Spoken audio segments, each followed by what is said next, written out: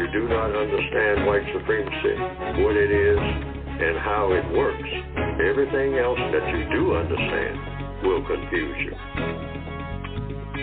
In all of these 9 areas of activity, economics, education, entertainment, labor, law, politics, religion, sex, and war.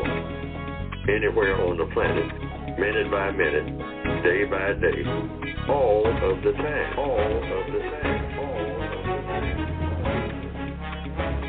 time. Well, good morning and welcome to the April the 9th, 2024 edition of the Counter Racist Code Show with Mr. Neely Fuller Jr. I am your co-host, Mr. Bobby, and we do thank you for tuning in and listening to today's program.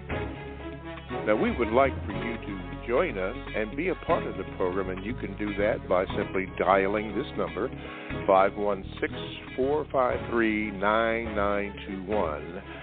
And when you do that, wait for the call screener to come in and give the call screener your name so that when you are called upon by me, I can properly give you the introduction. So could you please do that, ma'am or sir?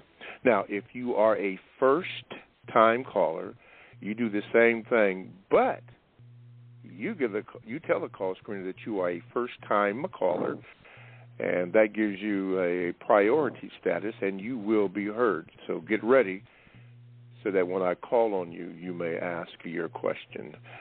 The second way you can do to get in contact with the show to have Mr. Fuller answer your question is you can Gmail me at the numero 7, Mr. Bobby, MRBOBBY, at gmail.com. I will get it. I will give you my symbol for the most part to let you know that I have received it. And when it is time to read your Gmail, particularly when the call volume is a little slow, I will read your Gmail, and you can hear it, and I will let you know when that's going to be, when that is going to be, so do that. And lastly, you can do this. You can join the chat room, as many people do. All you have to do is go to blogtalkradio.com, and when you get that, you want to click on where it says Programs. You click on the program menu, and then when you click that up, then a list of, you want shows, and a list of shows will come up. And the show that you want is the Produce Justice Show. You click on that, and you are in the chat room. Yes, you are. And if you're in there and you want me to say your name, because I am bad on pronunciations, but I'm getting better. At least I think I am. I tell myself I am getting better. But give that to me as Seishata. And hopefully I'm pronouncing it correctly, but there's a little more to it. But I can give you a pronunciation. Now listen, when you're in the chat room, though, and you want to ask a question for Mr. Fuller, don't do that, because that's what the phone number is for or the Gmail is for. But I will occasionally take something from the chat, and I will formulate a question to ask Mr. Fuller to comment on it, and we can go from there. And, of course, I will give you the credit for that, too, so that I don't steal your work. You know, Mr. Fuller always says, stand by your work, so we have to do that. So you do all that, and then you're all in. Now, importantly, when you follow this program, to me, it is imperative that you get the book. You need the book as a reference guide because it is a code book. Yes, it is a code book. What book am I talking about? I'm talking about Mr. Fuller's book, The United Independent Compensatory Code System Concept. You need that. You need that to be able to look at the suggestions that are in the book and then help yourself to go by that, to deal with the situations that you have to deal with. It'll give you instructions on what to do and what not to do. That's important. There's a balance in there. What to do and what not to do. By doing what? asking questions, and you'll hear that throughout the program. Okay, I think that is all that I have to do so far. Thank you, Emery, for getting in there. And Text Green, 777, thank you. They're in the chat room. Okay. So I believe that is all that I have to do. Oh, yes, you can get the books by going to producejustice.com, producejustice.com. All right, let's go with the program. Let me say hello to Mr. Fuller. Mr. Fuller, good morning, and how are you? Good morning. I'm still learning. Okay. Boy, you hit that hard, learning. Okay. Let me introduce to some and present to others Mr. Neely Fuller, Jr., and we have a segment that is entitled The Thoughts and Expressions on the Mind of Mr. Neely Fuller, Jr. Mr. Fuller, today being Tuesday, the 9th of April, 2024, what is on your mind to open up today's session? What's on my mind is the Constitution of the United States. And I would like to mention that within the context of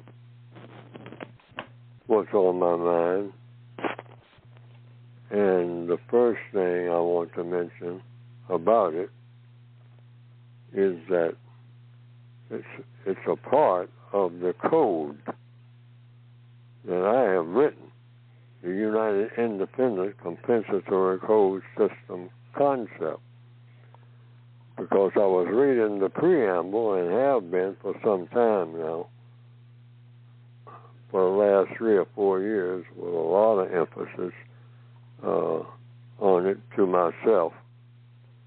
And the main thing is the amendments, particularly the 14th, the 5th, and the 13th, and the 14th, but my focus has been what is called the preamble, sort of like an introduction. I think that's what preamble means. And the preamble, and I'm looking at it right now and reading from it, of the Constitution of the United States is as follows. We, the people of the United States, in order to form a more perfect union, establish justice,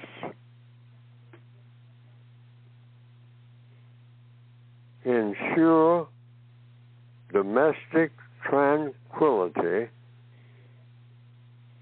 provide for the common defense, promote the general welfare,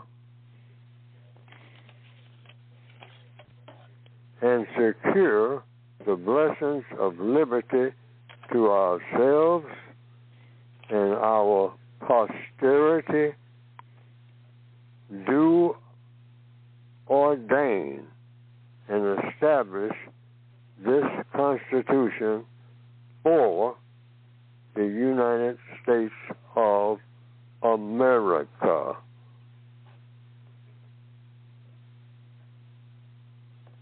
Perfect union, justice, domestic tranquility, common defense, general welfare, and the blessings of liberty. That's what this Constitution of the United States is for. For whom? We, the people of the United States. That's been what's on my mind.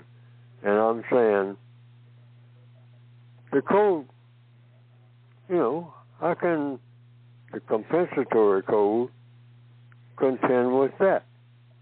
You don't. You incorporate it because it's self-incorporated. It's about, and here's the key. This is what's on my mind. This Constitution is to establish justice. That's saying a whole mouthful right there. That's a whole book right there on that one thing. That's what this Constitution of the United States of America is for. It's to establish justice. The name of this podcast here, right now, that we're on, the goal is to do what? Produce justice. That's the name of this podcast. So there is no conflict between the United States of America and the purpose of the United Independent Compensatory Code System concept.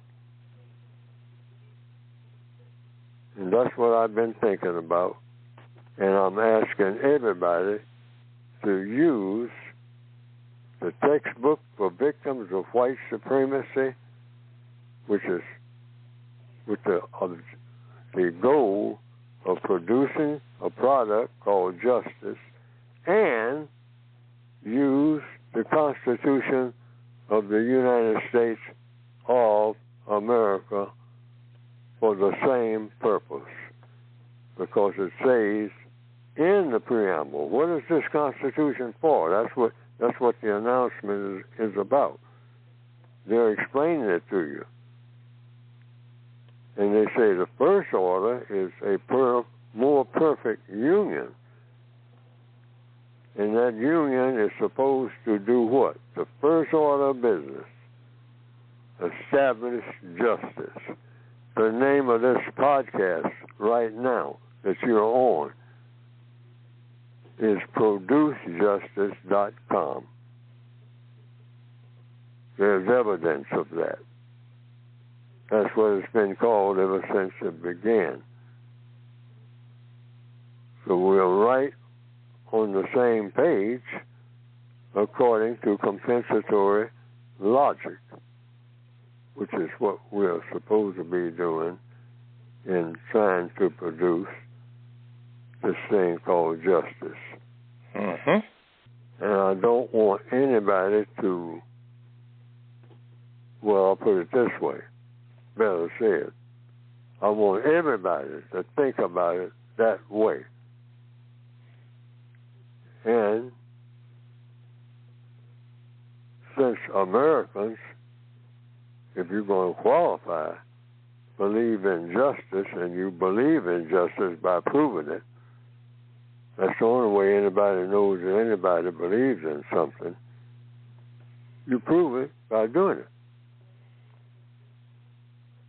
So everybody, logically speaking, right now, is supposed to be, according to the logic of what I'm doing within that context, trying to have the goal of producing justice as best they can, and that will qualify you to be an American. And since we always say that being an American is also trying to influence all over the world, the what? Establishing justice, well, that would include people who say that they are Africans and people who say that they are Asians. Oh, if we're going to produce justice, oh, well, hey, what Africans can be against that? What Asian can be against that? And if there are people anywhere on this planet who are against justice, let them speak up. say why. Why are you against justice? And that's what's on Neely Fuller's mind. I'm ready to take calls. Mm-hmm. Okay. About any matter, not just what I just talked about. Okay. All right. Thank you very much, Mr. Fuller. Okay. Being that this is the 9th of April, 2024, just want to make that very clear. It is the 9th day of the month of April, 2024. Anyway, we will move along here. Yes. Okay. Let's go to the phone lines. Here is the number, 516-453-9921 is the number. And we're going to go to New York and Helen B. Get ready, Helen B. Here we come. Let me put this over there. Okay, good morning, Helen B. You are on with Neely Fuller. What is your question this morning? Is it constructive to talk about racism without permission if the result of gentle persistency with a fellow victim could be another counter-racist soldier? And I would like to stay on the line, and I can repeat it if need be. Okay, Mr. Fuller? Was that a question? Yes, she did. Yes, sir. And is it what now?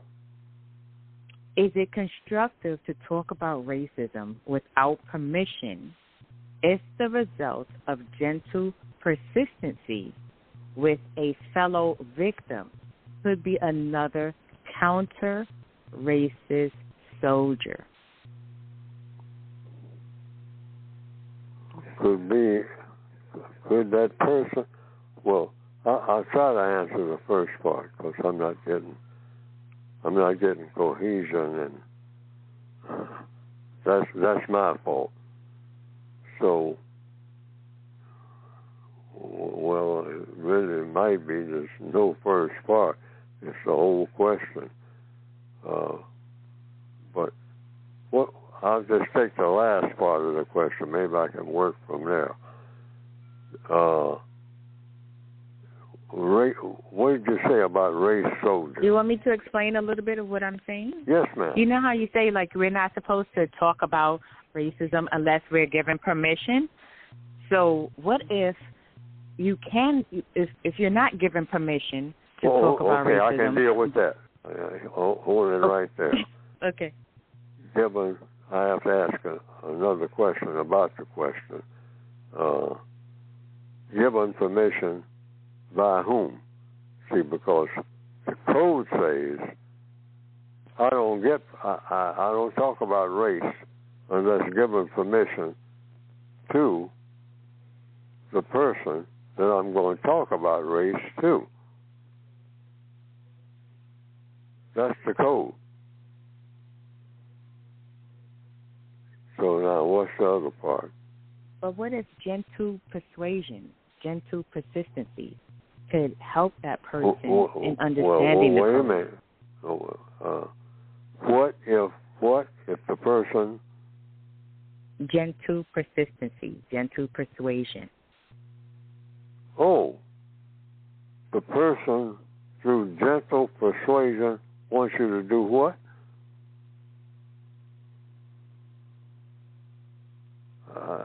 I don't understand any of the words. I mean, in the question. Maybe Mr. Bobby, are you there? Yes, I'm right here. Correct me if I'm incorrect, Helen B. You're saying that with gentle persuasion, a person who does not want to talk about racism, is it proper to talk about it, or can you talk about it? Is that basically what you are saying, Helen? Yes, sir. Something like that. Yes, exactly. Something. Okay, no. The answer is no. You don't talk about it without the explicit permission from the person that you're talking to. Why? It's a volatile subject. We already know that. Or we should know it. So knowing that, and a lot of white white people are letting black people know for certain. We don't want to talk about it, the way y'all going about talking about it, we don't want to talk about it at all, particularly in the schools. And heaven forbid, don't teach none of that stuff to our children. So what you do, that's a problem. So what does the code say about problem solving? Ask questions.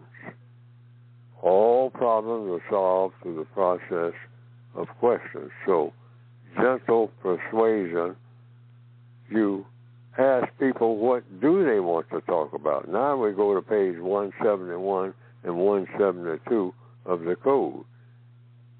See, people want something. White people want something. Every creature on this planet wants something. When I got up this morning, I wanted something immediately. One thing I wanted was either not to get out of bed or to stay in bed or to get up out of the bed. But I wanted something. So, find out what people want.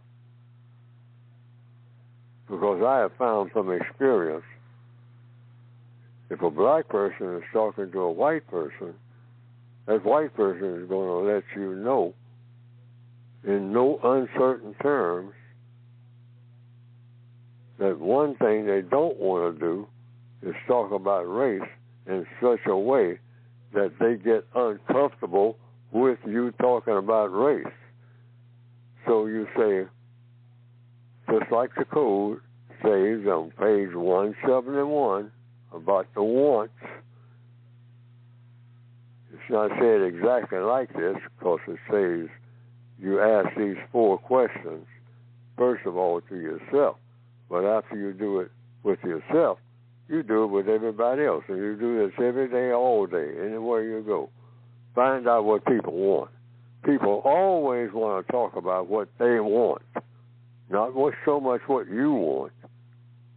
See, when black people talk to the average white person about race, that average white person's antenna is going to immediately go up and says, he or she wants something from me. That's the only reason they're bringing up this thing with race. It's something they want me to do. And most likely I ain't going to want to do it. See, so that's why I'm saying, you find out what the white person wants to talk about. Because if you talk long enough, particularly in this day and time, they're going to say something that has to do with justice, directly or indirectly. That racism is going to creep into the conversation anyway. That's why I tell black people, don't do it. Don't do it. If you're having a conversation about any problem, the race problem is the biggest problem on the planet. So it's going to creep into the conversation. In economics, if you're talking about the use of time and energy, the race problem is going to come into it, directly and indirectly, particularly in this day and time. All you got to do is just wait. Now, that's a long-winded answer to the question, but I had to get the question in my mind. The code definitely calls for that. All righty. Yeah. Okay. And I hope that that's an adequate answer. I got a lot more to say, but maybe that's an adequate answer. Don't mention race to a person who is not ready to talk about it, or you perceive that they might not be ready, and you should perceive that. Black people don't like to talk about race, so talk about whatever they want to talk about. It's going to lead to the racism. It's going to lead to it. They are going to lead you to it. See, that's the magic of it. They're going to lead the white person or the black person who will state to you, look, I don't want you to say nothing to me about no race. I'm sick and tired of listening to that garbage. I mean, get a life. Stop talking to me about all white folks, this and white. You know, some black people will say that. They said that to me. I say, okay, what do you want to talk about? Next thing you know, they're drenching me with race. Yeah, this crackling him up. What? And I'm saying, you just told me 2 hours ago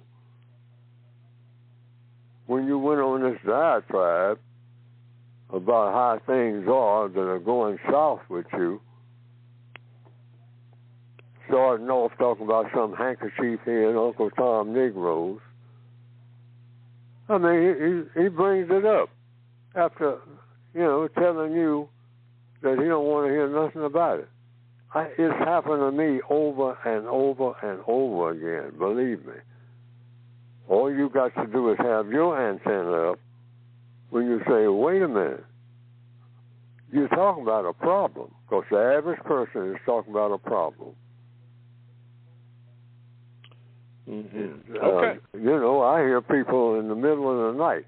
Heard it last night, right outside my window. A black person talking to another black person. What was it? A lot of cuss words. And what was that really all about? I don't know, but it was some type of problem. Wasn't talking about nothing pleasant. I mean, they were just going back and forth. They weren't cussing each other out or anything, but they were talking about some type of problem.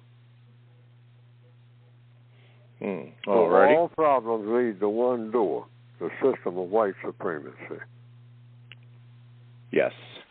All right, Helen B., thank you. Hopefully that gave you a satisfactory answer, and we will keep you on the line. Tell you what I'm going to do right here. I'm going to take a station break, and then we're going to be right back. You are listening to the Counter-Racist Code Show with Mr. Neely Fuller, Jr., and I am your co-host, Mr. Bobby, being that it is April the 9th, 2024 edition. All righty. Now, to get in contact with the show, all you need to do is to call this number, which is 516-453-9921, and wait for the call screener to come on so you may give the call screener your name, and hopefully I can give you the proper introduction by way of the correct pronunciation.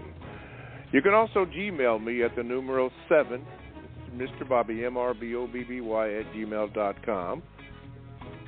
Or you can do this. You can join the chat room by going to blogtalkradio.com, click on where it says programs. You click on that, and then a menu will come up, show menu will come up, and you want the Produce Justice show. Click on that, and then the window for the chat room becomes available to you, and you can join the chat room, as several have done that. By the way, I forgot to mention that if you are a first-time caller, make sure that you tell the call screener that you are a first-time caller, and you get priority status. Yeah, PS, priority status, and you will be heard. I want to thank you for last week's show. You called in. You made me proud of you. You called in, and we got a chance to speak with, I think, Dr. Frances Cress Welsing's nephew. I think that is correct. Is that correct, Mr. Fuller, her nephew? Yes. Okay. Yeah. That was her nephew. Yeah. That was her sister's child. Yes. Okay. Who was named Barbara, who is deceased. Okay. Anyway, it was a very good show, and the responses that I got from that was very encouraging. So, thank you for your for listening and for all of your calls, which we do not take for granted. By the way, when you do call in, somebody, I'm sorry. Yeah, go ahead. Oh, by the way, for those of you who are calling in, don't forget to give the call screener your name. Somebody just came up, and I don't have your name in there. So if you want me to answer your call because the hand is up, please give the call screener your name. Books, yes, get the book, the code book. We're going to have Mr. Fuller explain a little later in the show why that is important. You can call it the code book, but you got to maybe answer this question: what is a code, and why does a code work, and how does it work? and then I'll have a little something for that. Okay, back to the phone lines. 516-453-9921. Milwaukee, Corey, get ready. Here we come. All righty, Corey, you're on with Mr. Fuller. Good morning. Good morning, Mr. Bobby. Good morning, Mr. Fuller. Mr. Fuller, continuing with what you were expressing about the Constitution and the counter-racist code, in a few days I have a meeting with, I'm just going to say, the so-called federal government representative for, I've been asking for help, and I'm at a level of an appeal where I'm meeting with a federal judge for this help that I'm seeking. In the code book, you speak about a compensatory investment request. And so is this essentially what I'm making is a compensatory investment request for them? Because I'm reading where you say it's a normal requirement in order for us to invest in the process of replacing the system of white supremacy racism with justice. And I'm using the Constitution like you suggested, Mr. Fuller. Should I bring the code book or the word guide with me? What is your suggestion for this meeting? You can take them with you or not, depending on what they allow you to have. It's in 2 volumes, the latest, the Word Guide and the 2016 edition, or if you want the original edition. It depends on how much of it you're going to need. And if I'm thinking while I'm talking to you, what I would do myself, I would have to do the same things you're doing, or trying to do, or trying to figure out what to do. Neely Fuller, you going to court today? Are you going to take your textbook? Well, one thing I'm definitely going to take is a copy of the Constitution of the United States. All right. I'm not going to be sitting there naked. I'm going to take some clothing with me in the form of what that court is about. The Constitution of the United States. That's what that court, any court you're going into in this area of the world, if they say this is a court of the United States of America court, take that Constitution with you. Oh, yeah. And you should be somewhat familiar with something in it. And I would just start off with just almost religiously, well, I'll say religiously, looking at that preamble about we the people. And then I would underline stuff like that word justice. That's in there, okay? And then I would definitely take in consideration the 5th, the 13th, and the 14th amendments. The words amendments. Of course, you're doing a rush job, and grabbing it now, may not help you a whole lot, because that's why I'm trying to get people, hey, pay attention to things before they happen, and be prepared. That old Boy Scout motto, be prepared for all the disasters that are going to come at you, because most likely it's going to be a bunch of them in the time that you're on this planet. So in answer to your question, the Constitution have that. I got, what I have is what is very common. A lot of the people on Capitol Hill carried with them, and they hold it up. If you've ever been to some of the hearings, if you've ever been in court, it's a pocket thing. it fits right into a small purse.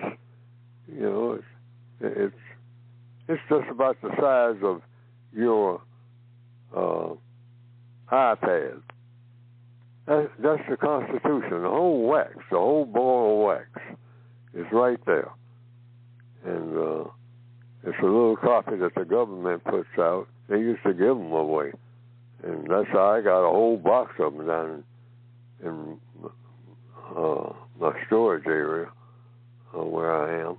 And so in answer to the question, just take what you think that you can use and be ready to answer questions, and don't do no more talking than you have to.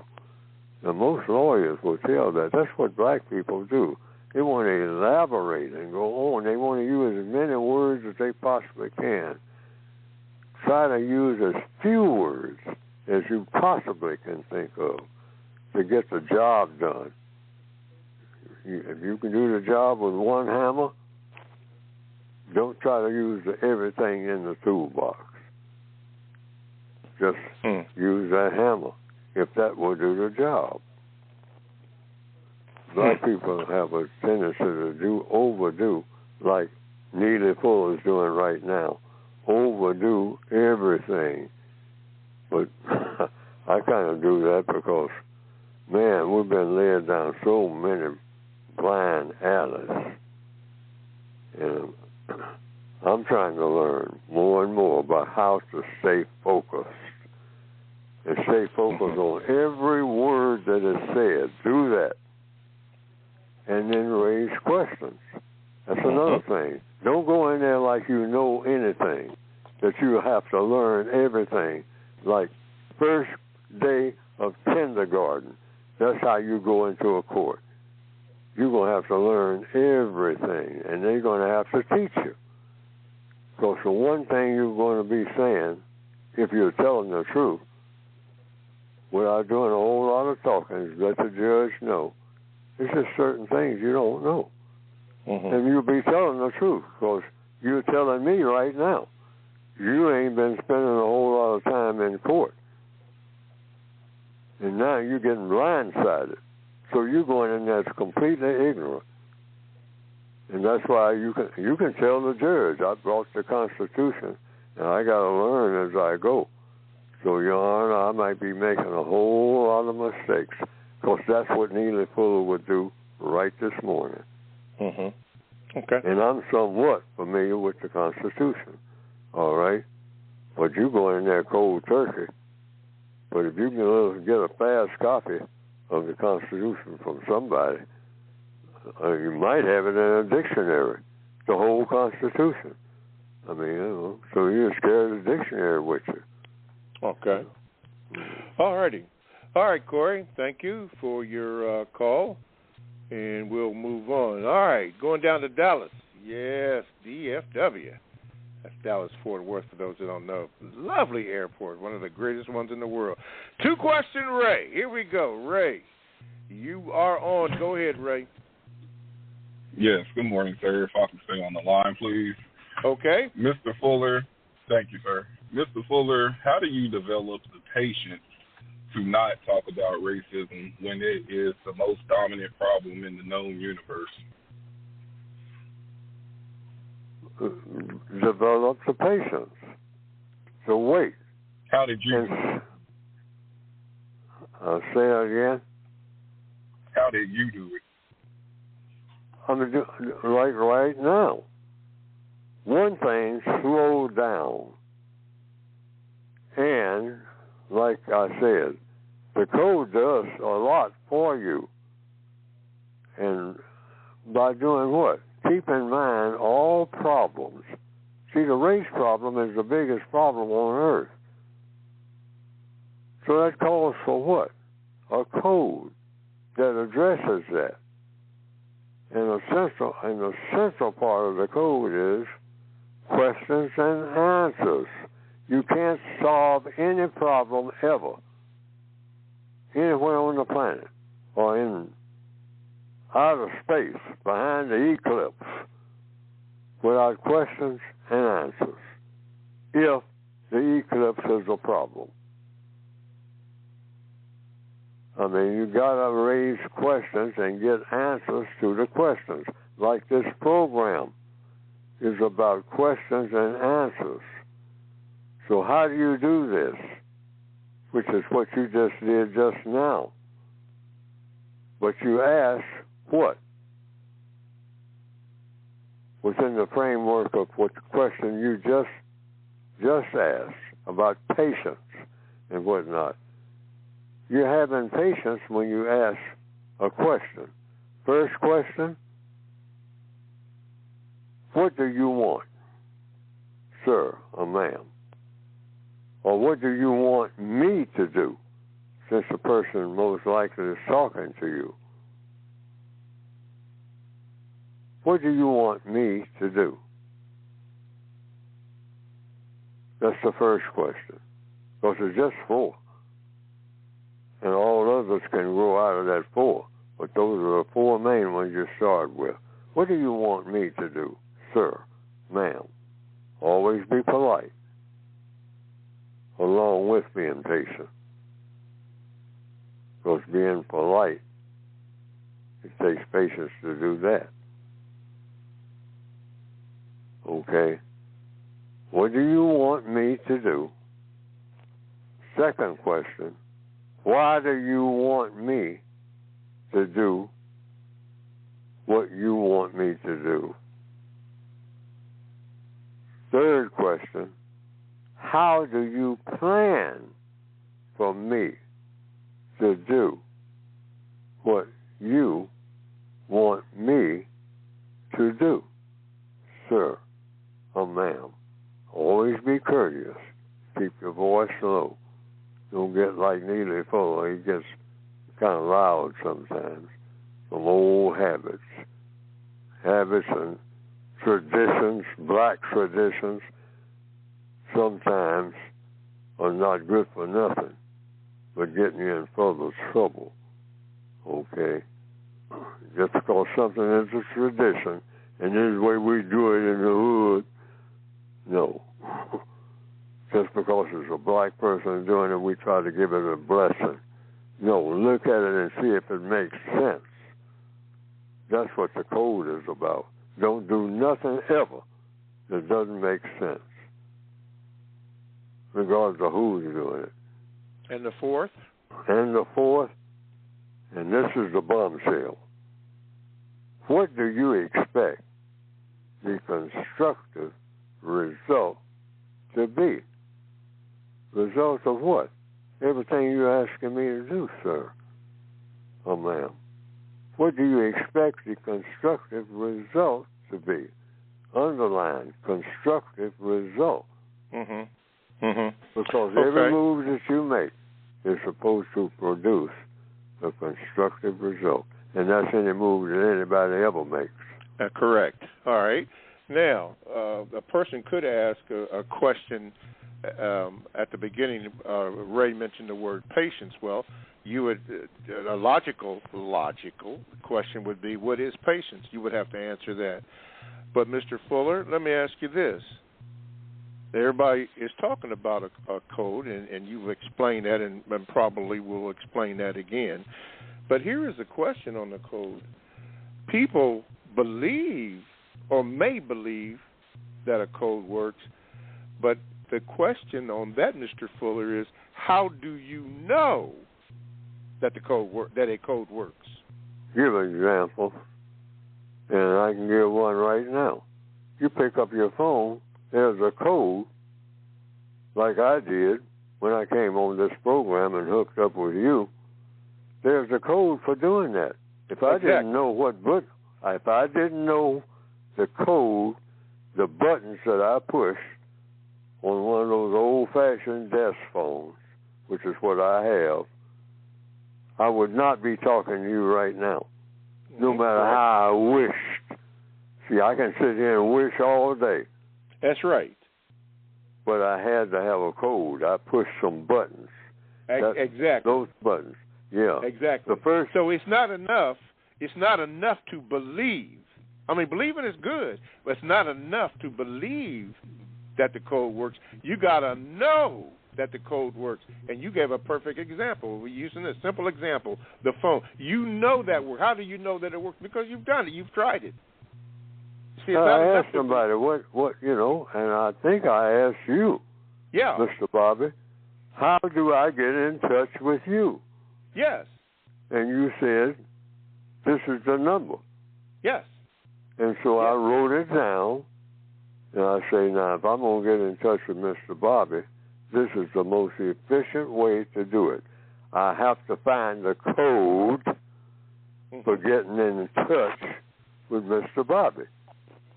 And so I looked for a scrap of paper, which is what I added on first time I called you. And I said, oh, boy, I'm glad I didn't misplace this somewhere. And it says, Mr. Bobby. And then it had a phone number. Yes, sir. Boom. Yeah. The point I was trying to make. Day. Yes, exactly. The point I was trying to make is, it's good that you believe, but it's not enough. You got to know that the code works, and that's what the book is about. That you can get from going on to producejustice.com. Yeah, you believe it works. That's good, but you got to know that it works. Know that it's going to work. That's right. Yes. Exactly. So code means you got something. You see, if I was codified like we were talking about court and going today, I would already know, like I do know, because I've been practicing it. I've been going through exercises with myself. But my caller, they called in about going to court today, and they didn't know exactly what to do and all like that. See, you got to go in there prepared. So, but the code covers that.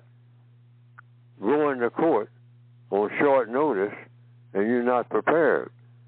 So the code takes care of that just by saying, like a lot of people, I've seen people do it. I'm not prepared. They tell the judge that. I'm not prepared to answer this. Of course, if you ain't prepared, just tell the truth. See, once you start lying, they know how to get you. Oh, yeah. Oh, yeah. Yeah. Mm-hmm. Oh, yeah. You start lying there in front of all them people in court, they know how to get to a lie. Black people don't lie very well. All right, we're not good at it. No, not at all. That's why we fill up all themselves. See, there's a whole lot of white people that know how to lie. All right. They walk out smiling. I got them again. Because they came prepared. Okay? They came prepared. And they always prepared for a black person. Yes. All right. Thank you, Ray. Thank you, Ray, for your call. But, yes, it's not enough. Remember, it's not enough, everybody, to just believe. You got to know. You got to know. And that's what the code is for, with suggestions. And you do that by practicing and staying focused, that you know that you know that you know. You got to do that. All righty. Let's go. Oh, here we go. We're going to go to the yo, and that is Talif. Got some words for us today. Talif, good morning. You are there, brother. Go ahead. Morning, Mr. Bobby, Mr. Fuller.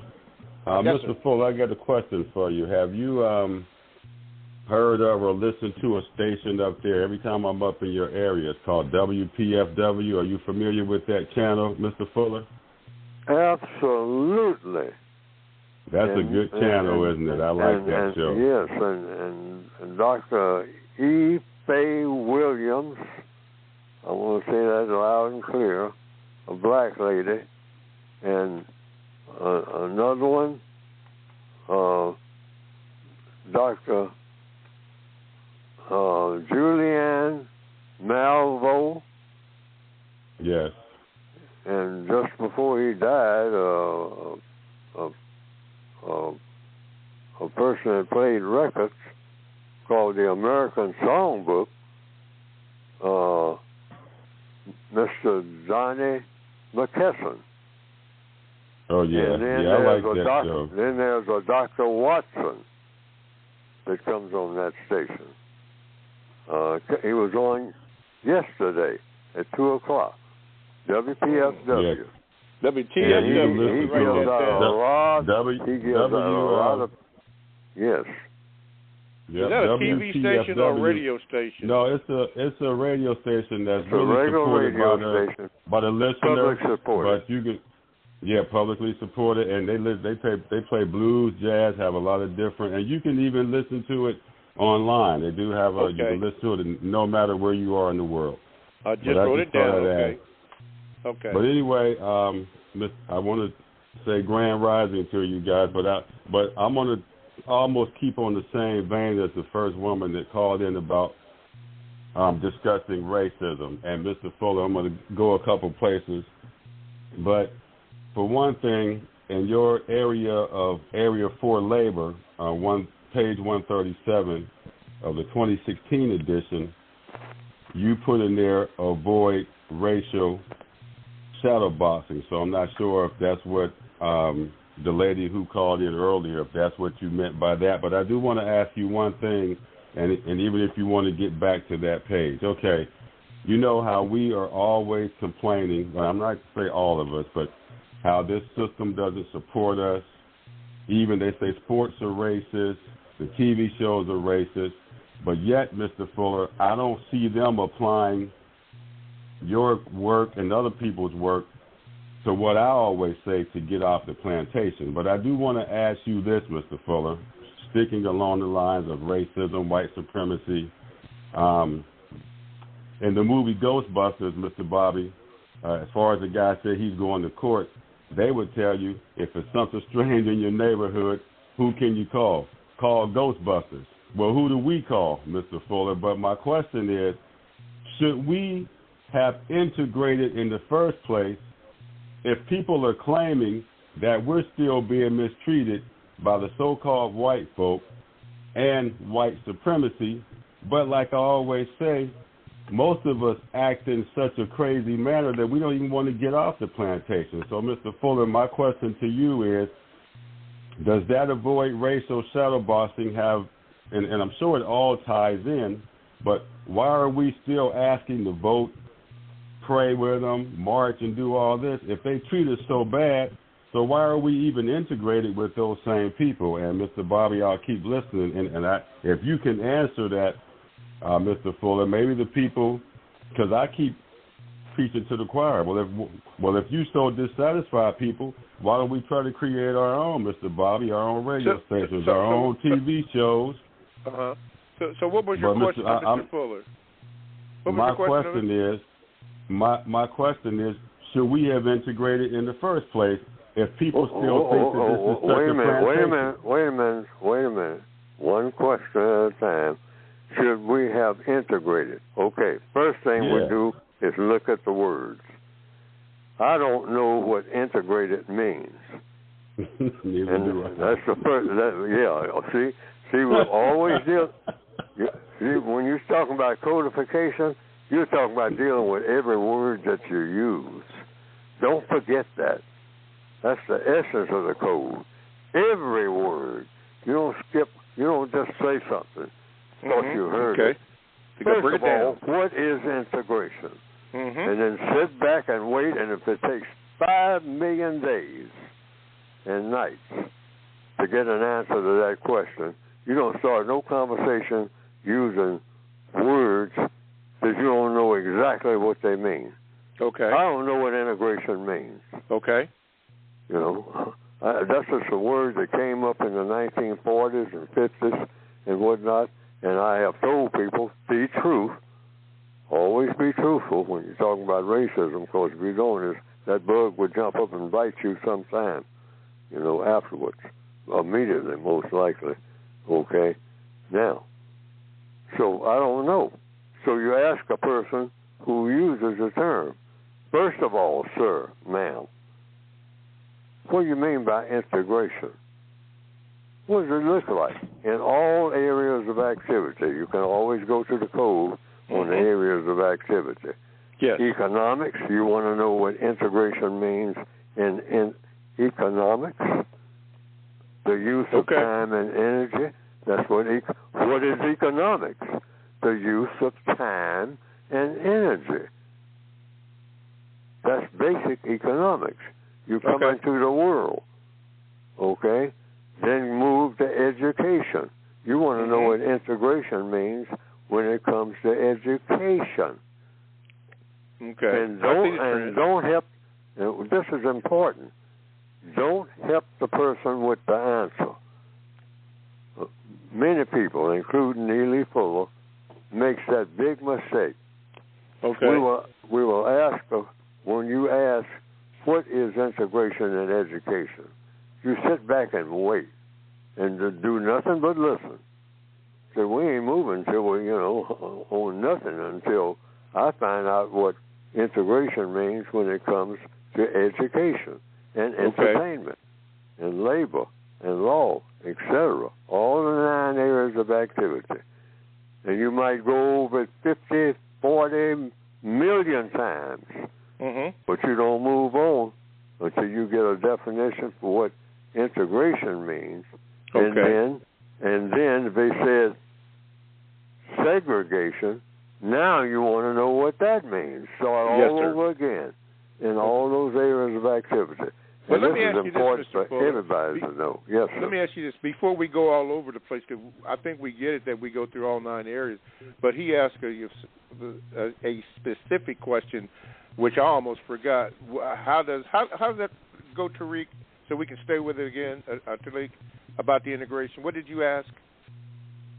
I asked him, I said, okay, lately it's been this big push for DEI. You got the transgender stuff. But the reason I say that, because, I also say the same thing, I also tell my young nieces and nephews, the kids, do you know what that word means? If they tell me no, I say, well, don't use it. But Mr. Fuller, my question is, if we, as melanated people, because I don't like using those social construct terms, black and white, if we as melanated people claim that this so-called United States, and I'm going to say the planet for that matter, because all people of color are treated bad, we want to continue to stay on this plantation but not create our own jobs, businesses, schools, but we say it's so bad, Mr. Fuller, so why do we still want to be a part of it if they claim it's so bad? Okay, wait a minute, Tariq. Now, you used the word integration. We want to get back to that question, that first question you asked, so we can get a specific answer to that. You said what about integration? What do we want to integrate or whatever it was? Yeah, well, I'm using... Yeah, you gave examples, but I'm using what somebody... I had this conversation, and I asked the same question, what does integrate? So the guy that I was speaking to says, well, I'm not able to listen to Mr. Fuller because I'm at work. And I said, well, I'm sure he's going to ask, what does integration mean? So my question is, if we don't know what that term is, so in other words, we just loosely running around here in circles, like I mentioned last week, without having, so in other words, Mr. Fuller, we could probably never fix that if we don't even know the answer. I'm quite sure somebody who invented the word may know what it is, but how do we get around something that you don't even know exists? Okay, you don't get around it. I'm going to answer that question. Yeah. You don't get around it. You spend, I don't care if it takes 50 years. You say, hey, before we get around to, black people doing it, you mention a word, sir, ma'am, and that word was integration. Let's spend as long as it takes to talk about that word that you just mentioned. So you start. That's the magic of the code. Boy, it's got rules like you wouldn't believe, but you believe them when you use them, because that's what I do. And when I was on the job and whatnot, I said, well, hold it right minute. Hold everything right now. And they say, well, we don't want to go in and all. We don't have time. Well, sir, if you're going to use that word and you're going to have what the Constitution says, due process under the Fifth Amendment, due process means you have to explain what the word integration means before we even get to what we started out to talk about. Okay, let's hold it right there. let's hold it right there because we have to end the first hour, and we'll come right back to that in integration. Okay, everybody, we're getting ready to knock down the first hour. Thank you for listening. Thank you for your calls. We're going to come back to this one. Oh, yeah, don't worry about that. But if you have to go, thank you for listening. Hopefully you'll come back next week, and you'll listen to the second hour that is going to come up after this. So thank you again for all your calls and suggestions and so forth. We're going to go back to integration because we're going to get this answered. But thank you. Hopefully we'll see you next week. But for those who are going to be around, stick and stay. Don't go away because we'll be back in about 5 seconds. All righty, welcome back to the second hour of the Counter-Racist Code Show with Mr. Neely Fuller, Jr. I am your co-host, Mr. Bobby, and we are glad that you are aboard. Listen, this is the number that you use to call in, 516-453-9921. Make sure that you call that number so that I can get you in. If you are a new caller like Mozak from Culpeper, Culpeper, Virginia, has done that, but don't forget, when you do call in, to leave your name with the call screener. We're going to try to get to you as soon as we can. Keep in mind that Mr. Fuller does use countless examples to illustrate his point so that we will not be confused. So be patient with that. And by the way, when you do call in, please, ma'am, sir, give the call screener your name so that I can properly give you an introduction. Somebody in the 301, you need to do that.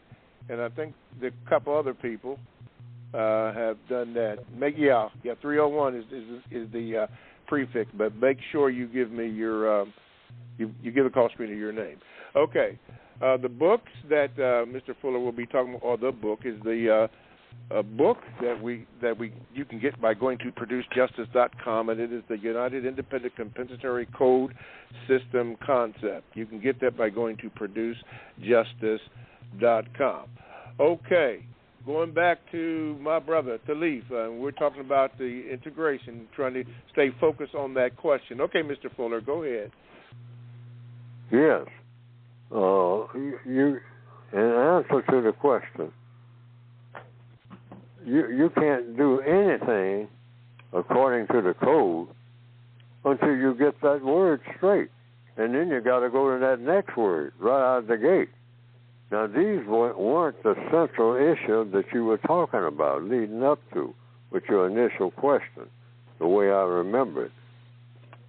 But when you mention the word integration, according to the code, a bell goes off real loud and clear.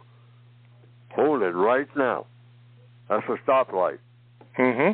What is integration in every area of activity, all 9 of them? Yes. And the 9 are listed in the textbook. You ask about what a word means. What word? Every word that you're going to use. Every word. And any word that anybody else uses. Wait a minute. What do you mean by that? Well, we don't have time. Oh, hey. Don't ever say you don't have time to know what words mean and you're going to use them. Is that logical? Then we got a word on the table here. It's called integration. I don't know what it means. Now, lack of knowledge is an old biblical saying. For lack of knowledge, what? He that lacks knowledge, let him ask of me. Perish. Mm-hmm. People perish or something like that. Well, hey, you don't want people perishing. If you don't know what integration means, people might perish. Yes. So let's talk about this integration thing. And then when we get through with that, after 50 days of talking about it, and come to a conclusion, because you don't move until you come to a conclusion of what that word means, then you start on another word that you had as an introduction to a conversation. You said segregation. Well, we had separation, segregation. Well, wait a minute. Hold it. What's the difference between separation and segregation? All right. Well, I ain't got time time. We have to take time. That's what economics is about. Time and energy. Okay. In order to solve a problem, you got to take time. Watch an inventor. You see Henry Ford working on making the first motor car. I'll bet you he took a little bit of time. And when people start trying to rush him and rush past things, he'll say, wait a minute, this thing needs a carburetor. What's a carburetor? Well, I don't know yet, but I'm calling it that because I'm inventing a carburetor. I got my scientists inventing one. Okay? And that's what they call it. Okay, what does a carburetor do? Yeah, you're asking questions. What does integration do? Okay. What does segregation do? You use 3 words. Well, you figure it out as you go along. No. Wait a minute. You using words here, and you're throwing them at me, and I got to know what we're talking about. Otherwise, what's the purpose in talking? Yeah, exactly. Okay, so Brother Khalif used the word integration, the plantation mentality. So what I'm trying to do is bring it back in to his specific question, because he didn't mention segregation yet. Maybe that might come up. But Khalif, when you mentioned integration, that's why I asked you what was your first question in that, so that we can get that specific answer. Do you remember what you said specifically? Yeah. I thought he mentioned segregation. No, he said integration. No, I didn't say. If you actually look at the etymology of words, like, for instance, I don't use the word nice, because the etymology of that word means you're arrogant and evil, and that's probably why sometimes some people in the white folks will look at you, oh, you're such a nice guy, but they give you that silly-looking grin because they know. But my question is, okay, I want to, if you look at the etymology of the word integrate, but I'm going to get off of that and go back to what I want to ask. Yeah, the original question, please.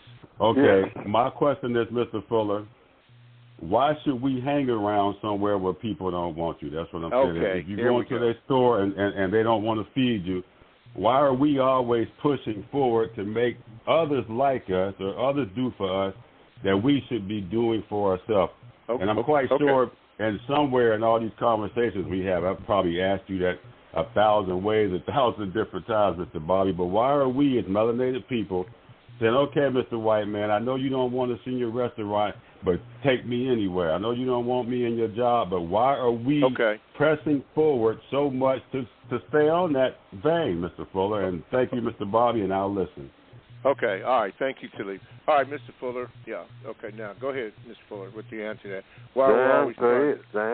The answer is, I asked myself that question when I was on the job that I was on. Why am I, I'm on it because, in answer to the question, according to the code, my identity. What is my identity? What is my true identity according to the code? Victim of white supremacy. And if you want some synonyms, I got a list of them. Yes. Disabled veteran. I'm a disabled veteran. Veteran of what? A war. What war? The war between those who believe in white supremacy and those who don't. I'm also a prisoner of war. So if you understand what a prisoner is, the reason I'm doing this thing that I don't want to do, and I keep doing it, is because I'm a prisoner. I'm not somewhere else. Okay. I'm a prisoner of war. Okay. And I got guards.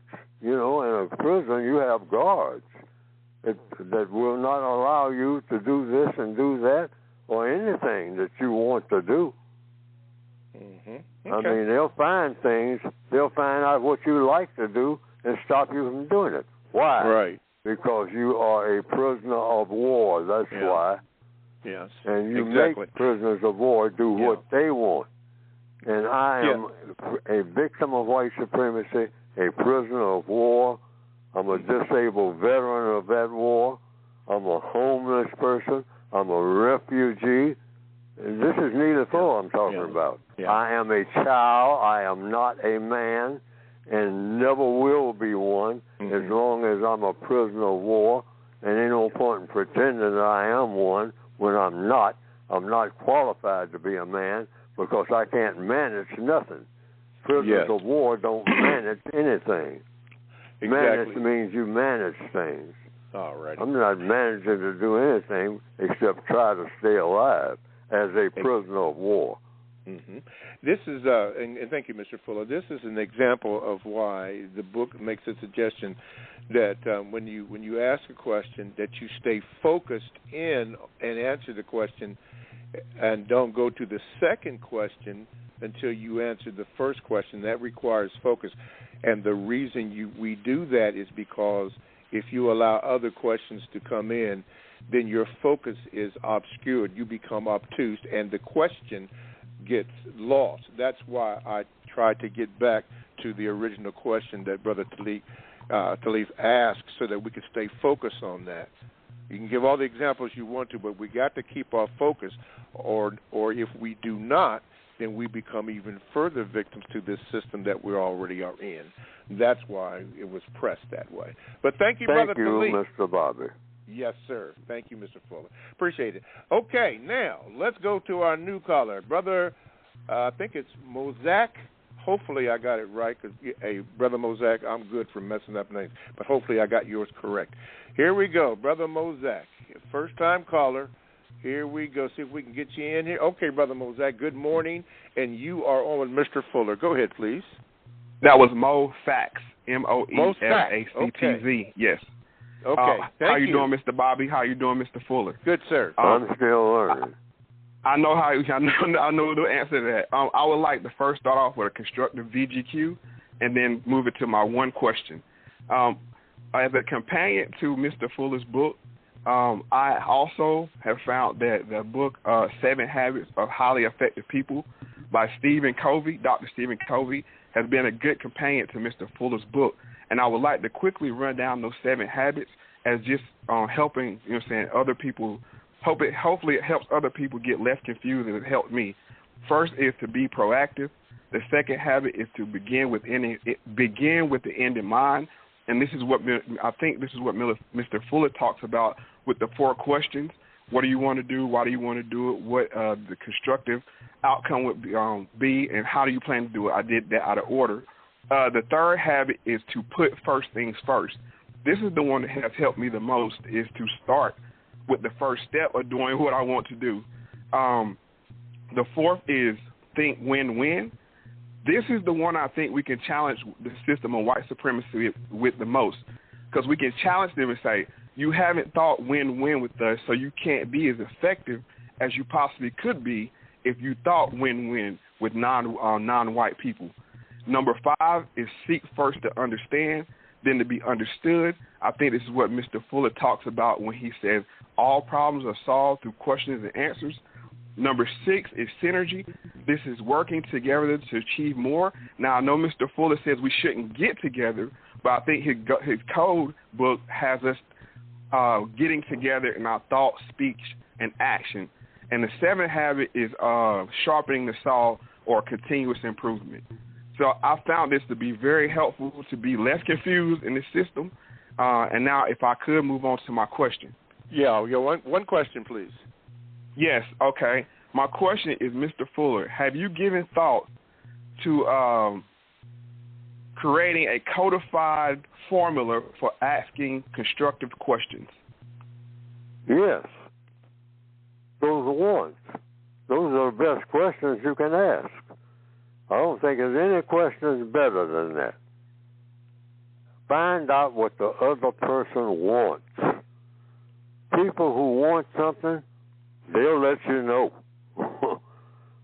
I mean, everybody has wants. Every creature has wants. A squirrel, the chicken. There's a question called, why did the chicken cross the road? And the answer was to get to the other side. Then a question comes after that. Why did the chicken want to get to the other side? Because that's where the chicken saw that cornfield. Wasn't any cornfield on that side of the road where it was. So that chicken just took a little stroll over there where the cornfield was. Why did the chicken cross the road to get to the cornfield? The chicken crossed the road to get to the cornfield after trying to get to the other side of the road in order to get to the corn that was in the cornfield. See, there's an answer to every question. That's why the chicken crossed the road. And then you can keep on asking questions. Why did the chicken want to get to the cornfield? The chicken was hungry and wanted to eat the corn. Oh, why did the chicken want to eat the corn? Because the chicken found out that if the chicken didn't eat something, it was going to die. Okay. All right. Yeah, got that. See what I mean? Mm-hmm. Yeah. See, Okay. every answer to a question sometimes calls for another question until you get to what? The final answer. Mm-hmm. The chicken did not want to die. That's why the chicken wanted to cross the road. Yeah, we know. Okay. Mm-hmm. All righty. Brother Mosak, do not, as I give to all new callers, do not be a stranger. Do not do that. All right. Thank you for your call. All righty. Let's go to Brother AP. AP, here we go. Let me get this over there. Okay. Brother AP. Okay, you're on with Mr. Fuller. Go ahead, please. Grand Rising, fam, Mr. Bobby and Mr. Fuller.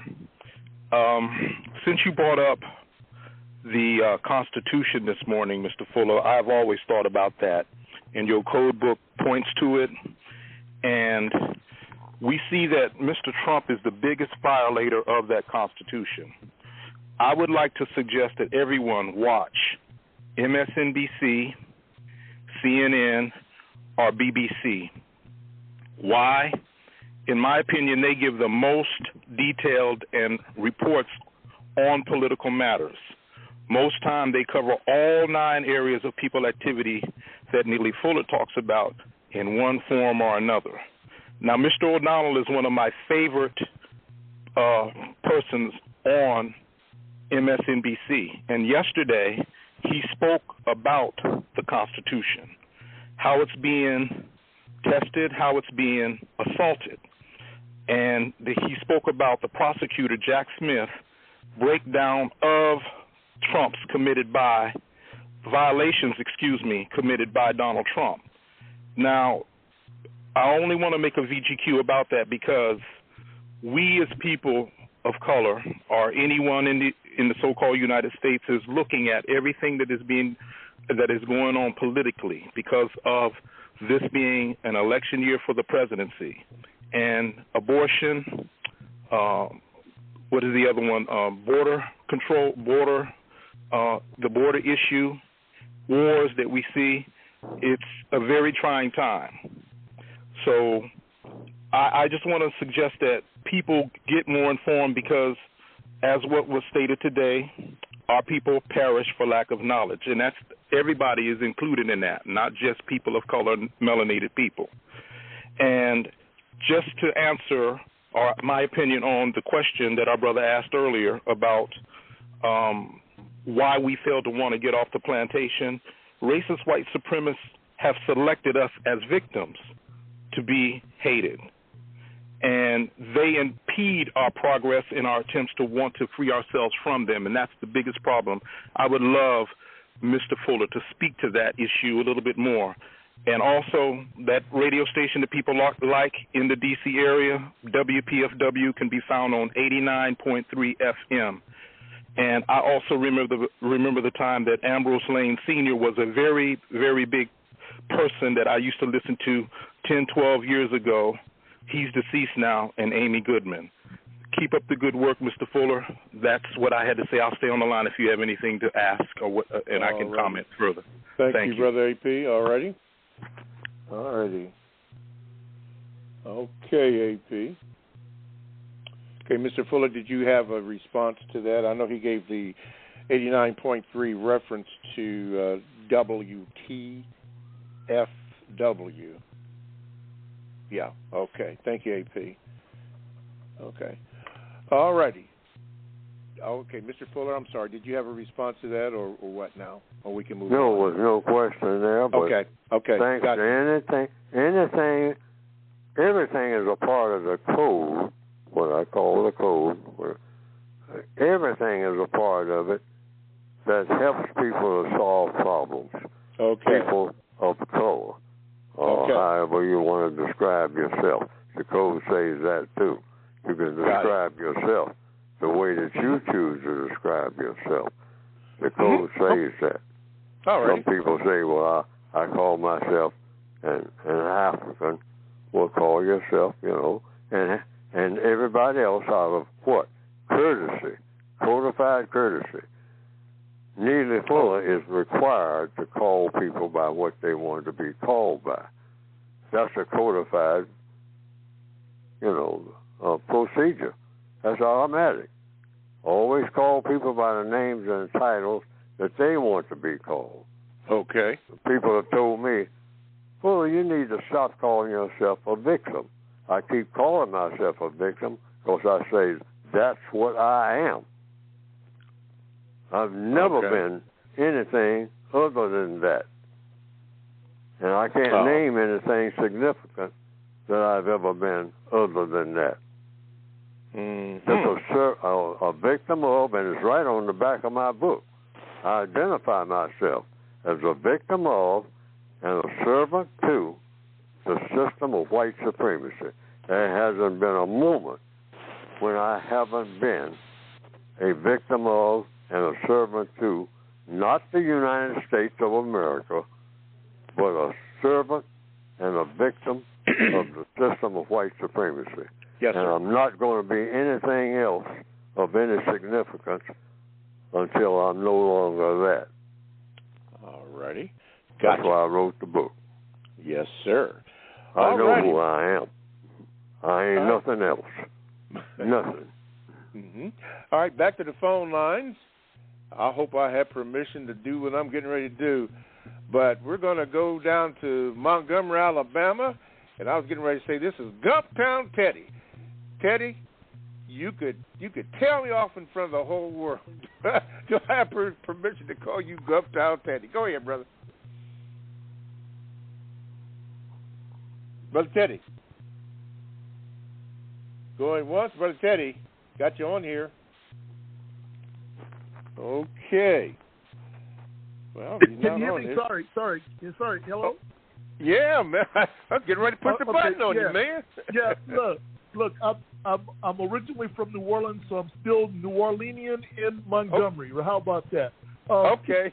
Good morning, guys. Real quick.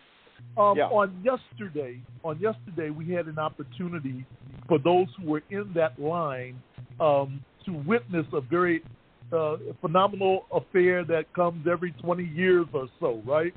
And so my question to you, Dr. Fuller, Mr. Fuller, is this.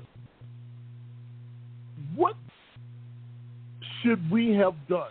What are the constructive results that we should have seen or taken advantage of to produce justice with the number of people witnessing an event that was outside of us?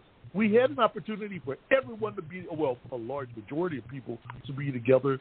So my question is, what opportunities should we have been taking advantage of in order to produce justice? Thank you. I'll listen to your response. Talking about justice, producing justice. Here and on the other side of the eclipse. How about that? Okay. But doing justice here. Now, what is justice? This fellow keeps talking about this justice thing. That's a codified question. Yeah, you're going to use the word justice. What is justice? Guaranteeing that no person is mistreated. That's number one. Number 2, it's just 2 parts. Second part, guaranteeing that the person who needs help the most gets the most constructive help. Most constructive help doing what? Whatever's got to be done to solve the problem in every area of activity that the person has a problem to solve in. Economics, you got an economic problem, that person is supposed to guarantee that that problem is eliminated. Otherwise, it's not justice. So when you examine the world and the behavior of the people on this planet, justice has never been produced anywhere by anybody. There's no record, no written record, where nobody was being mistreated, nowhere. And everybody who needed help the most got the most constructive help. Because that's the definition of justice. You won't find it in any dictionary. I've looked. But that's one that I made up. And I said, I don't think that will ever be beat if people look at it and use logic and try to say the definition is something else. Mm-hmm. That's my opinion. Because anything in the code is supposed to be the very best. Very good. So thank you so very much. And as always, still listening and learning as well. Look forward to hearing you more. All right. Thank you, Teddy Norlian. I like that. Go Saints. Oh, go Saints. All right. All righty. Okay, let's see here. Okay, I'll tell you what we're going to do. We're going to break early and then run through. You're listening to the Counter Racist Code Show with Mr. Neely Fuller Jr., and we thank you for doing that. Man, getting ready to have a loss for words. If you are new to the program, we would like you to call in, and you can do that by calling 516-453-9921. It's the main number to get in. Make sure you give the call screener your name so that I can properly give you an introduction without butchering up, and I've been very, very bad today, so I need to get better on that one. You can also join the chat room. All you have to do is go to blogtalkradio.com. Then you want to go to the program menu, click on that, and after you get that, then you want to go to the shows menu, and then you click on that, and then the chat room icon or window is available for you to get in there, and you can do your thing in there. And lastly, you can Gmail me. And my Gmail address for the program is the numeral 7, Mr. Bobby, BOBBY, @gmail.com.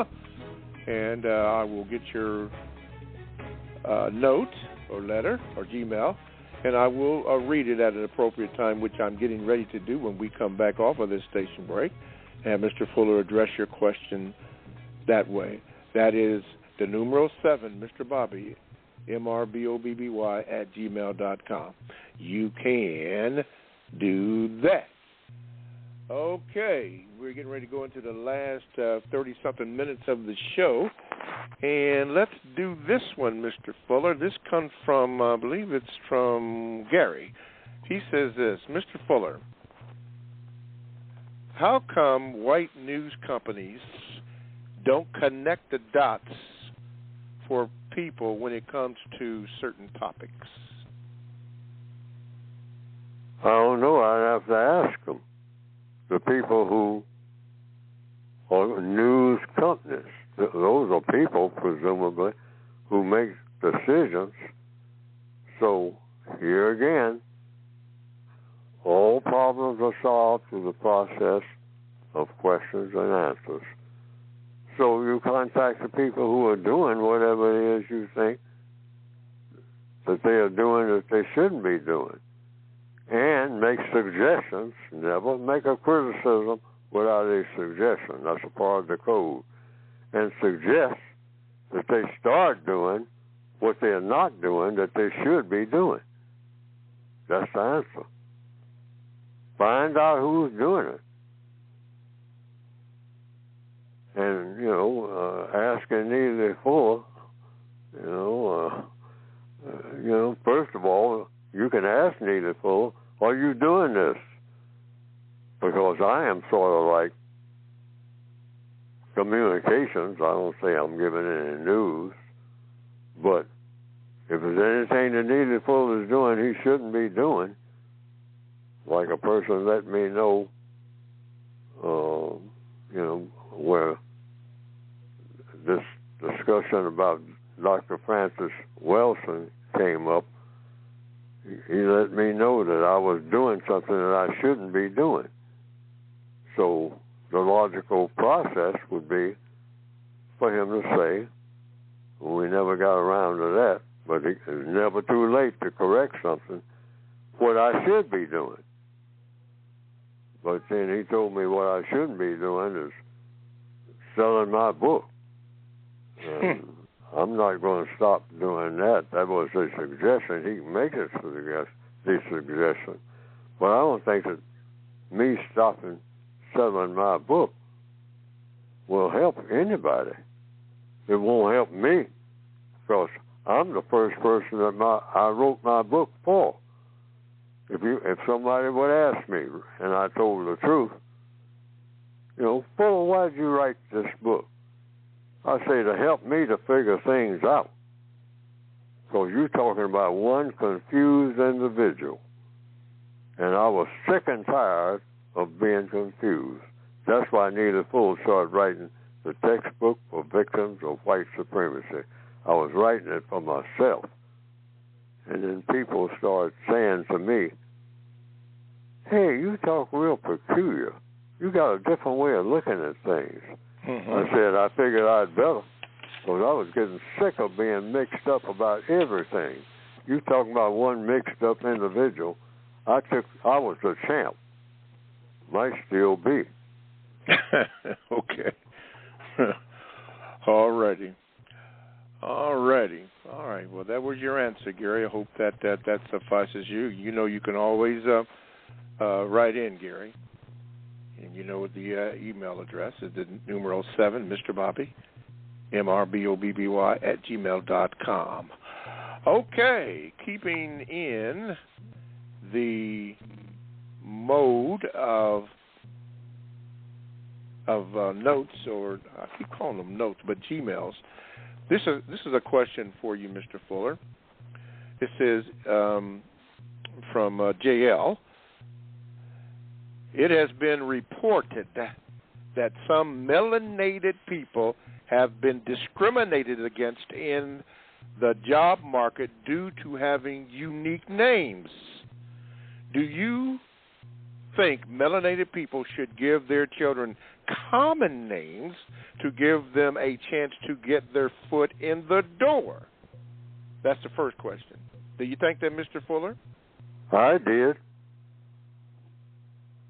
And so that's what I would recommend. We are prisoners of war. We're still prisoners. I don't care what we call ourselves. It's what our masters call us that counts. So my master, the Fuller family of South Carolina, someone traced it and wanted to ask some questions. Someone who was kin to me, blood kin, and the people didn't want to talk to him. Okay. And I understood that, and I understand, because I understand something about racism. I mean, so why would a white person want to talk about slavery? There's no logical reason for a white person would want to talk about slavery unless they believed in justice. Okay? Now, if they believe in justice, a white person would want to talk about slavery. But if a white person believes in white supremacy, you don't want to talk about no slavery. Slavery, what's that? Mm-hmm. Don't talk to me about that. That ain't helping me. Why? Because the system of white supremacy is slavery. Mm, and okay. slavery is a form of mistreatment. system of white supremacy is a form of slavery. Therefore, logically speaking, the system of white supremacy and slavery all in the same ballpark. And I'm a victim of all of it. So why would any white person want to talk about me saying I'm a victim of something that they worship? Okay. She mentioned about names. So if a person named their child, let's say Anastasia Harris, and they go for a job, and the person sees that name, knowing that name is not Jane or Clara or Sam or somebody, but Anastasia Harris, and discriminates against them, do you think that is a proper way? Or what does it mean to have a name like that? Or doesn't mean to have a name like that? What it means is the person is a racist. If they're doing anything to stop a black person from being a victim of racism. Well, that's what a racist does. I want you to remain a victim, black person.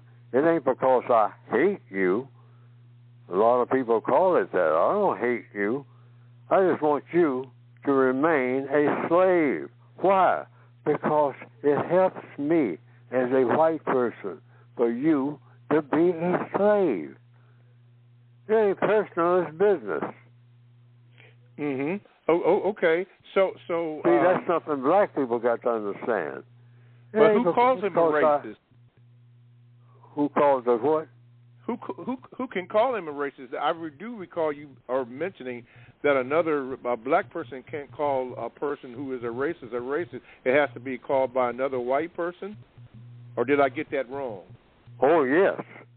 Yeah, you never call a white person under any circumstance a racist if you are a victim of racism. Why? It's not going to help you, that's why. But he discriminated against you because you gave the name Anastasia Harris, and you just said that the man who said that is a racist. No, well, I'm saying, but you don't tell him that. Oh, okay. That's just something that you know. Yeah. Okay. I mean, once you decide that the person is a racist, expect a racist to always act like a racist. Okay. Until the person is no longer a racist. And that's a decision that the white person has to make. Okay. The white person makes a decision. You can make a proposal. You can say Bruce, or Mac, or Jane. You said that you're a racist. You shouldn't be a racist. Okay? And they are willing to talk about it. Then you can talk about how she can stop being a racist. But you can tell her if she's in a system of racism and she's classified as white, it means you might have to make some very painful choices. Okay. All right. And people don't like pain. Yeah. You know what I mean? So I can understand any white person not wanting to talk about racism. Why? Because you're telling me that I might lose something. Okay, yeah. No, I don't want to lose nothing that I want to keep. Definitely. Yeah. Okay, continuing on with that Gmail, she says this now, Mr. Fuller, do you think that we being black people, do you think we should fight back by giving our children traditional/cultural names? Thank you for your time.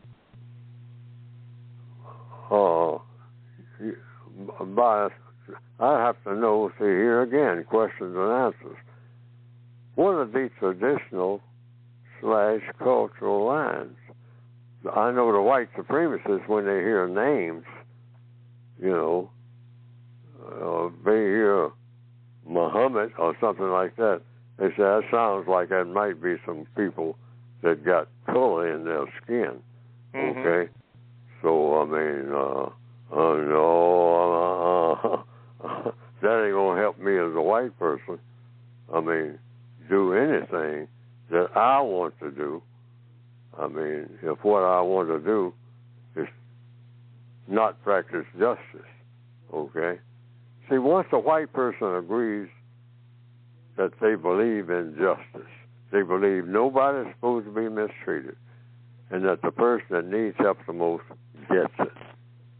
Now, once a white person makes that decision, that white person starts operating based on that. Makes it. When I say makes a decision, I don't mean just have it in their minds. I mean actually start doing it. Okay? Now, the person is evolving out of the system of racism. That's the only time that you'll be talking to a white person who most likely wants to change. When we always talk about make changes, I mean, what do you mean by make a change? See what I mean? We ask questions and we want an answer to it. Change from what to what in order to do what? Okay? It always has something to do with doing something. Black Lives Matter. Well, do they? Is there any evidence of black lives mattering? Even to millions of black people? Do they matter? I just participated in a drive-by shooting and I killed 5 black people. Do black lives matter to me? We've got to get real and stop playing with words. Be serious for once. That's what the code is for. If you're not serious, why bother? And if you're serious, you're talking about replacing the entire system of white supremacy with the system of justice, not picking around the edges forever like we've been doing. And do it with expediency. Am I cut off? Hello? Hello?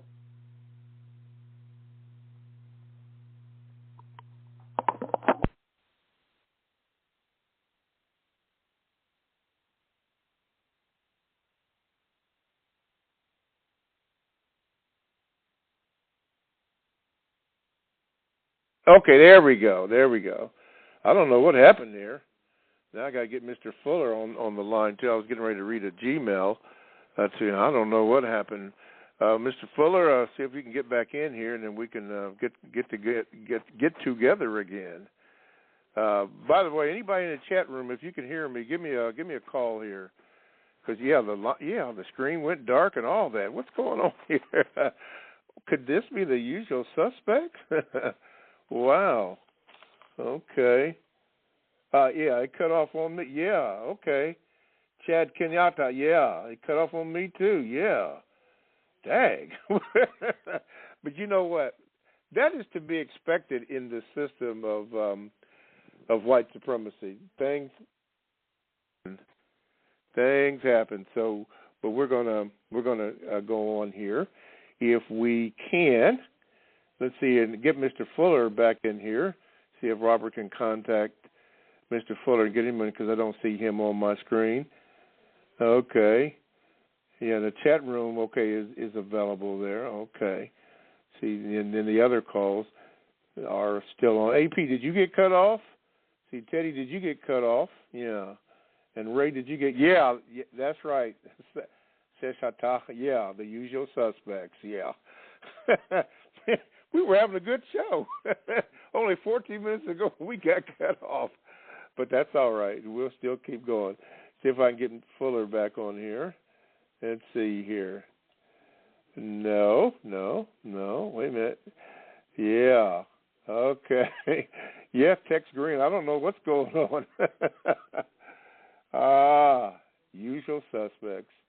But you know the people they know what's going on. They know what's going on. Okay, but we got to get the main man back here. See if we can get Fuller back on here. Yeah, got to hear his words of wisdom. I need his words of wisdom. Yes, indeedy. But anyway, MS, what I was getting ready to say before we were suddenly disconnected. MS, okay, Teddy has just dropped. The guy who called in last week, and by the way, that brother did apologize, and I wanted to read his apology. I wanted to get Mr. Fuller on here so that I could read what the brother had mentioned. I'm here. Okay, good, Mr. Fuller. Thank you. I was cut off again. Okay. I don't know what happened, Mr. Fuller. As the people in the chat room said, the usual suspects were in control here, or did what they did. I was getting ready to say that MS, the guy that I read the Gmail last week, but he called back, and I wanted to read his. He called back and apologized, and he wanted you to know that. And if I can get his apology up here, I'll read it. It was very, very nice because he didn't have to do that, but he did. So let me see if I can find it here, because I wanted to make sure that we told the world that he did apologize. Let's see here. I'm scrolling through my notes here, Mr. Fuller, so I could get his exact saying here. So bear with me just one moment, please. Let's see here. Technology. Sometimes in old radio, we'd have to. The one thing they hated was dead time, dead air, which they used to call it. Okay, I don't have it here before me as I'm scrolling through. But anyway, Mr. Fuller, he wanted to know that he wanted to make it clear that he apologized. And what I was getting ready to say was that you had offered him any time that he wanted to come on the show. You gave him priority. You gave him a priority so that if he wanted to, he could do that. So if he is listening to the program, he can call in, and we will give him priority status. Yes, priority status. Okay, Mr. Fuller, while we have this time here, let's talk about your book. We've been talking about it in and out during the whole program. So let's talk about your book while we get back to some symbol of order. Mr. Fuller, your book. Yes. Well, the book basically is about what to do if you are a person who is a victim of white supremacy. That's what it says on the cover. One of the 3 titles, all of them about equal. A textbook, workbook for thought, speech, and or action for victims of racism. Now, racism is white supremacy, and white supremacy is racism. There's no other form of racism other than the system of white supremacy. According to what? According to logic. You can't have more than one supreme among people. Now, there are people who say, well, there's a supreme being called God or Allah or the Great One, and which I call the Creator. Some people will say creators because they'll say there are many. Like the ancient Greeks, they say there are many gods. The common term is God in one language or another. Mm-hmm. But I say the Creator. But other than that, the strongest and the smartest people on the planet in the year 2024 are white people who practice the system of white supremacy. So what is white supremacy? That word supreme, along with the whiteness, it means that you tell everybody who is non-white what they can do and what they can't do, and you make it stick what you're saying, making that stick, making that the dominant force of all the business that goes on planet Earth in the year 2024. Now, is that true or false? And the evidence so far shown to me is that it's true. If you're a person classified as non-white, you're under the dictation, the supreme authority here on the planet of people who are not only white, but people who believe in white supremacy, which means dominating and mistreating people who are classified, who they classify as non-white. And so I wrote my book for the purpose of putting them out of business. Not Americans, not Russians, not anybody else, just the business, those people who are the masters of the system of white supremacy. It's a system of government, the strongest in recorded history, according to the notice that's been brought to my attention. And I answer to them more than I answer to anybody that I'm aware of. They say that you're given a whole lot of options under the Creator, but the white supremacists do that. They say that, oh yes, we acknowledge that there is a Creator, that's the truth. But we are second in command. And so while you're on this planet, you will obey us if you are a person that's got color in your skin, or else you will answer to us. And we have so far proven that we are good on our word. So I'm writing a book saying, I don't believe that you're supposed to be in that position, and the reason why, sir and ma'am, is because you mistreat people. And I don't believe that the Creator made me, on account of my color, something to be mistreated. Okay. And that's why I wrote the book. And the book is about how to get out from under this mistreatment. Okay. So I consider that to be the assignment of really everybody, including white people who are not white supremacists. That's the first assignment for everybody on the planet in the year 2024. And you can get the book. And I got a book that should help you to do just that. And you can get the book by going to producejustice.com. Okay, producejustice.com. All righty. Let's go to TX in, thank you, Mr. Fuller, in Charlotte. Let's see if we can get him in here. This might be the last caller. Yeah, it is. Okay, TX, you are on with Mr. Fuller. Go ahead, please. Good morning. And since I am the last caller, I will be extremely brief and exercise the economy of time. And I have a VGQ.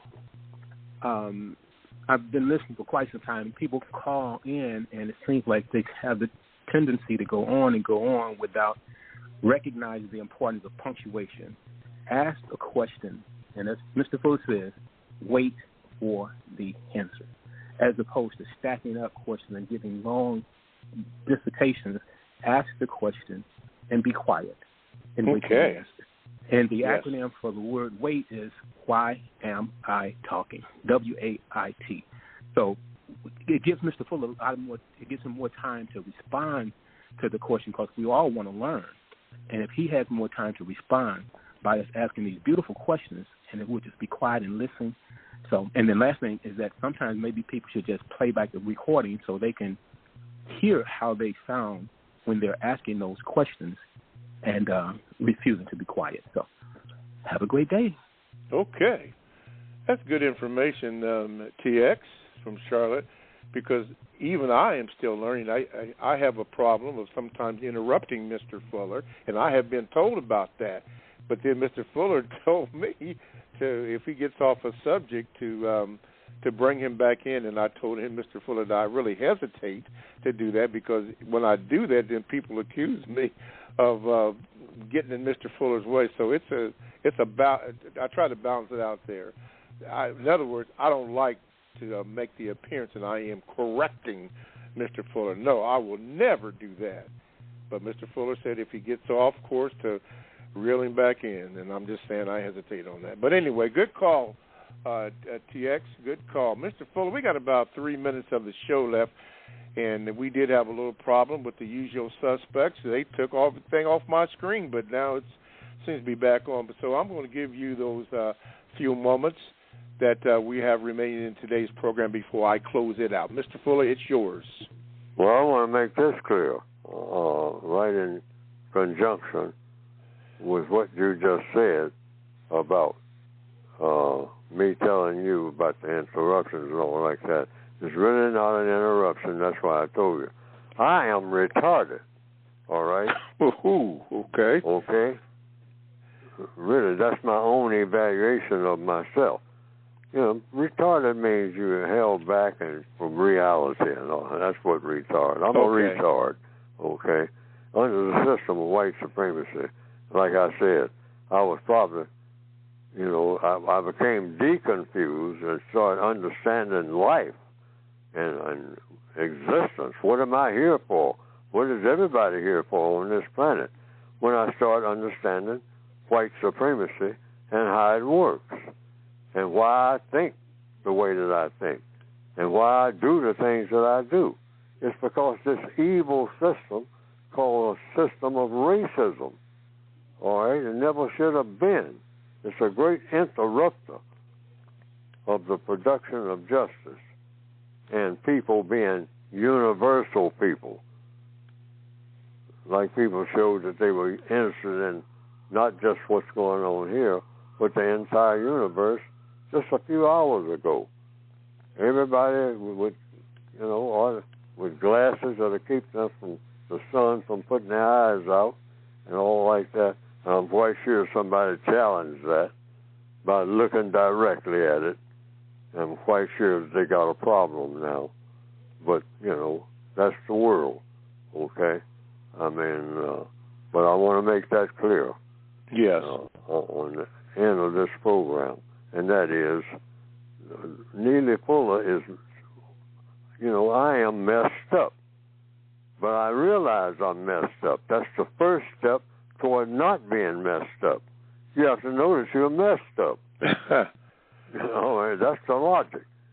So I found that by using logic, by following the logic that came with the universe, and that's how I want to end this. Okay. We should be trying not to be just what you call strong black people. That's not the goal.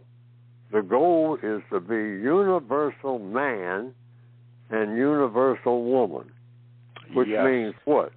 People who do everything exactly the way it should be done. And I got to leave it there because we're out of time. Yes. But thank you, Mr. Fuller. Thank you, caller. Sorry for the interruption, but it wasn't our fault, usual suspects. But we'll try to do better next week. Forgive me for all the mistakes. Mr. Fuller, thank you. Callers, thank you. We'll do better next week. Good, better, best. Never let it rest till your good is good and your best is best. ProduceJustice.com.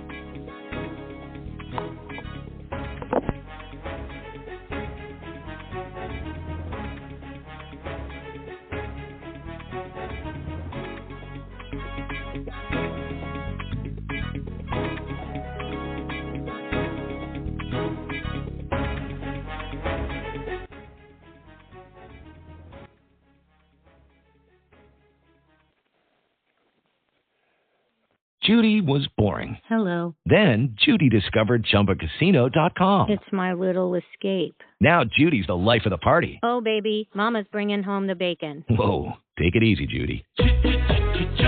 The Chumba life is for everybody. So go to ChumbaCasino.com and play over 100 casino-style games. Join today and play for free for your chance to redeem some serious prizes.